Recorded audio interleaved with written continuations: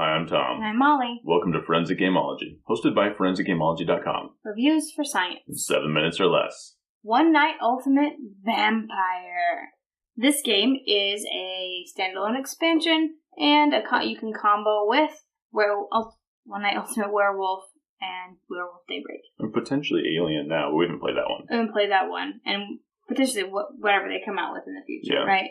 So, social deduction game, you're all given a roll, things happen, differences, and then you discuss at the end and you kill someone, and hopefully you killed the right one and you win. But some people won't win, because they might die.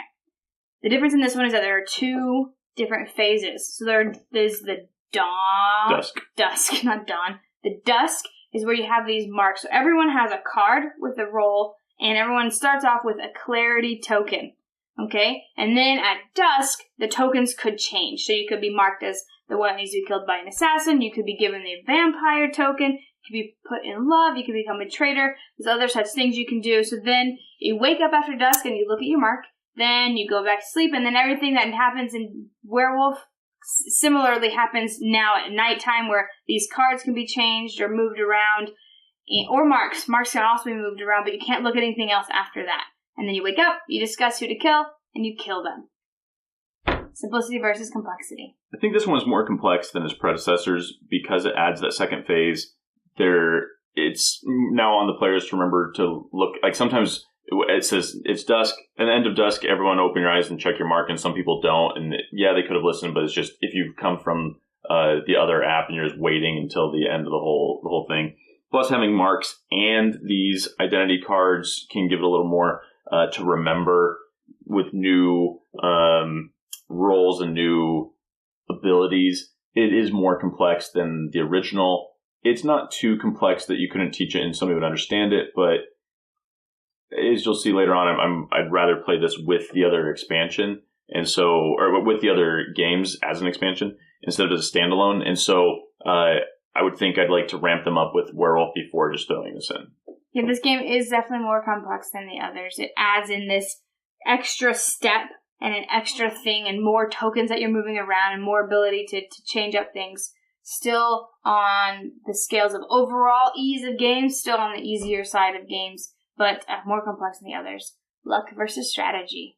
So, I mean, this is like the others. I don't think it changes too much on that balance because it's just absolute nuts. Sometimes people will turn over their card at the end and realize they've won. Like, they did not realize, or we'll all be like, okay, looks like the vampires won. We're like, wait a second, this person was this. Now they win. Yeah. And so, what does that even mean? There's strategy for sure, but this leans towards luck as well. And I think it's not the type of game that to be penalized for that. It's the type of game that going in. Yeah, this game is, I think this one makes it to me more luck. I don't know, more chaos. Wherever you fit that in, there's more chaos in this game than in the others because there are more moving parts. There are more things that change, like the in love tokens. You could be on opposite teams, but if one of your persons in love dies, you die too. So like that. But that doesn't make you lose. It just makes you die. Yeah, which could make your team now loses because you're a vampire, whatever it happens to be, right? So that's just one of the new roles that adds tokens. There are also other roles that just deal with cards, or these roll cards. And so I think it just adds more chaos. So if you think that's luck, then it's more lucky to me.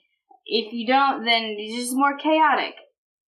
Fun versus boring. I think this, for me, for a person who doesn't care that much for social deduction games, because it hurts my heart and I have a lot of tension, and I'm not very good at them because of that. I can't lie. I'm not good at bluffing.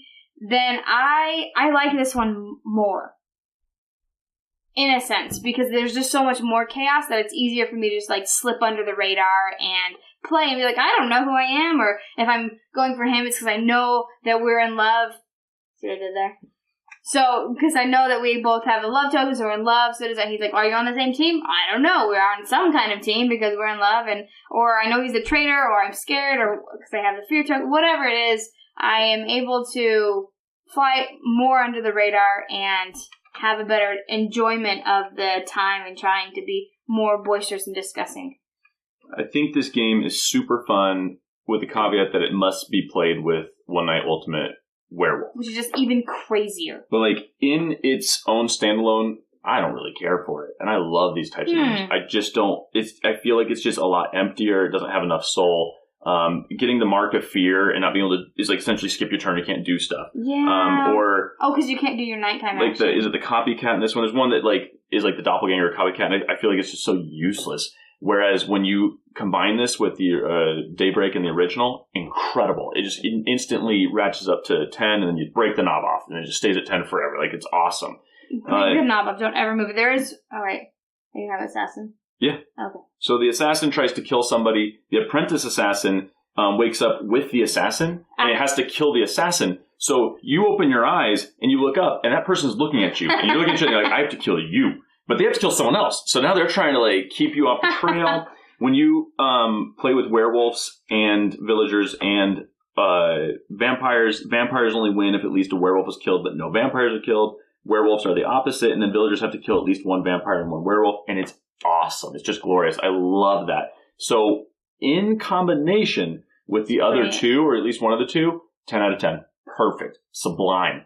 But by itself, I feel like it's like a 5. Like, I'd never pull this out to play by itself. But with the other two, I would love to add it every single time. I'd give it a 6.